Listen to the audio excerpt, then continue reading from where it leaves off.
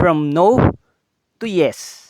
Huwag kang titigil, baka isang hakbang na lang. Reflection from the book of Mark, chapter 7. And here's the short narrative of the scripture. Mark 7 verse 24 to 30. May isang babaeng hintil. May anak siyang babaeng sinasapian ng masamang espiritu. Kaya lumapit siya kay Jesus, nagpatira pa at nagmakaawang pagalingin ang kanyang anak. At eto ang sagot ni Jesus sa babae.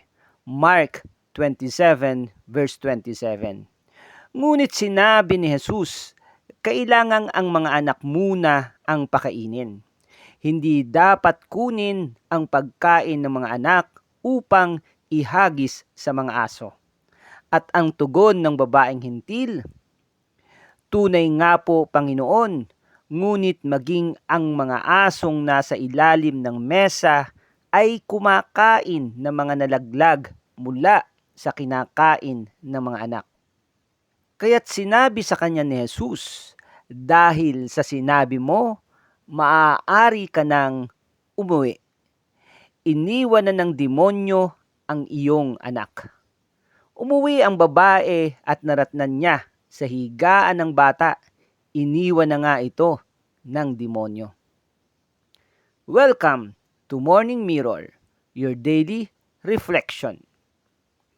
Kapatid, may mga panalangin tayong madaling sagutin ni Lord. Pero meron ding mga panalangin na parang tumatama lang sa kisame. Paulit-ulit mong sinasabi, paulit-ulit mong hinihingi, pero parang walang nangyayari. At minsan, parang ang sagot ni Lord ay no. At ano ang mas masakit? Hindi naman tayo agad nasasaktan sa delay. Ang masakit kapag pakiramdam natin ay tinatanggihan tayo. Ganito ang nangyari sa babaeng nasa Mark 7. Isa siyang ina at ang anak niya ay sinasapian ng masamang espiritu. Desperado siya. Wala na siyang ibang malapitan. Kaya lumapit siya kay Jesus, nagpatira pa, nagmakaawa, nagpakumbaba. Pero ang sagot ni Jesus ay parang hindi mo inaasahan. Parang rejection, parang pagtanggi, parang as in hindi pa. Hindi ikaw. Hindi pwede. At kung tayo siguro yon, baka nagtampo na tayo. Baka umalis na tayo. Baka sumuko na tayo. Or baka sinabi na natin, ayaw pala ni Lord.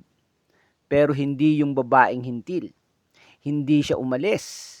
Hindi siya nagtampo. Hindi siya bumitaw. At higit sa lahat, hindi niya binawi ang kanyang panalangin. At dito nagsisimula ang himala. Hindi sa yes, kundi sa paninindigan niyang huwag sumuko. Friends, may mga tao kasing humihinto sa unang no. Humihinto sa unang delay. Humihinto sa unang disappointment. Humihinto sa unang tahimik na season. At dahil huminto na sila, hindi na nila narating ang ini-expect na yes. Pero yung babaeng ito, nanatili, nagtiwala, nagpatuloy, at sa isang iglap na bago ang lahat, boom!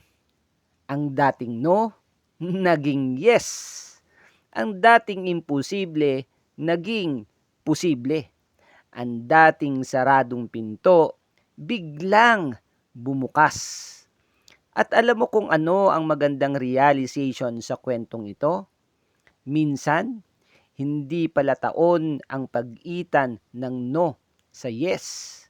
Minsan buwan, minsan linggo, minsan araw, at minsan segundo lang pala. Sa isang iglap, ang no naging yes agad. Kaya ang tanong, paano kung umalis agad siya? Paano kung Sumuko agad siya. Paano kung bumitaw agad siya? Oh, di ba? Hindi niya na narinig at nakuha ang ini-expect niyang yes. At baka ito rin ang gustong sabihin ni Lord sa iyo ngayon. Huwag mong gawing final answer ang unang no. Huwag mong gawing conclusion ang katahimikan ko. Huwag mong gawing ending ang akala mong delays. Dahil baka habang umiiyak ka, papunta na ang sagot. Baka habang naghihintay ka, gumagalaw na si Lord. Baka habang feeling mo, wala siyang ginagawa, inaayos na niya ang lahat. Or eto, habang nakikinig ka ngayon, andyan na ang yes na iniintay mo. At eto pa ang mas magandang reflection sa mensaheng ito. Ang babaeng hintil na ito, hindi para sa sarili niya ang ipinaglalaban niya, para sa anak niya. At ganyan din ang maraming magulang ngayon. Patuloy na nananalangin para sa anak, patuloy na lumalaban para sa pamilya, patuloy na umaasa para sa mahal nila sa buhay. Kaya kung isa ka sa mga taong matagal nang nagdarasal para sa ibang tao, huwag kang susuko. Huwag kang bibitaw. Hindi sayang ang bawat luha. Hindi sayang ang bawat panalangin. Hindi sayang ang bawat paghihintay. Ang yes na hinihintay mo, andyan na, kapatid. Let us pray. Lord Jesus, maraming beses na kaming napagod, maraming beses na kaming nagtaka, maraming beses na kaming umiyak. At minsan, pakiramdam namin parang no ang sagot mo. Pero salamat Lord dahil tinuturuan mo kaming magtiwala. Turuan mo kaming huwag bumitaw. Turuan mo kaming maghintay. Turuan mo kaming manampalataya kahit hindi pa man namin nakikita ang sagot. At kapag malapit na kaming sumuko, ipaalala mo sa amin na baka isang hakbang na lang pala ang pag-itan namin sa yes na matagal naming hinihintay. Sa pangalan ni Jesus, Amen. Kung huminto siya sa unang no, hindi niya maririnig ang yes. Minsan, ang pag-itan ng no at yes ay isang panalangin na lang. Ang delays ay hindi rejection. Yung iba, huminto agad sa no. Pero siya, naghintay hanggang maging yes. Kapatid, huwag kang bibitaw.